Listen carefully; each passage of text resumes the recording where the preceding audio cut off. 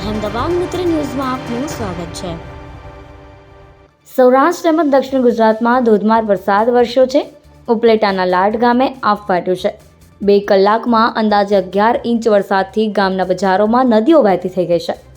તો બીજી તરફ કેશોદના શેરગઢમાં પણ જળબંબાકારની સ્થિતિનું નિર્માણ થવા પામ્યું છે। સુરતમાં ગઈકાલે બપોર પછી મોડી રાત સુધી મેઘરાજાએ ધબધબાટી બોલાવી હતી અને 5 ઇંચ વરસાદ ખાબક્યો હતો। રસ્તાઓ પાણી થઈ ગયા હતા। જો કે વરસાદ બંધ થવાનું નામ ન લેતા આજે એટલે કે 22 જુલાઈ સવારે પણ મેઘરાજાએ અવિરત બેટિંગ શરૂ રાખી। સવારે 6 વાગ્યાથી 8 વાગ્યા સુધીમાં 1 ઇંચ વરસાદ નોંધાયો।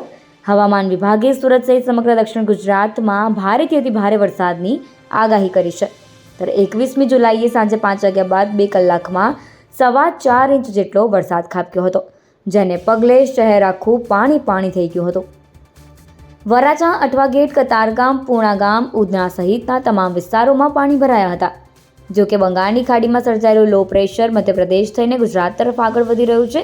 ત્યારે 22મી જુલાઈથી લઈને 26મી જુલાઈ સુધી એટલે કે સતત 5 દિવસ ઉત્તર ગુજરાત અને મધ્ય ગુજરાતમાં ભારેથી અતિ ભારે વરસાદની આગાહી હવામાન વિભાગ દ્વારા કરવામાં આવી છે।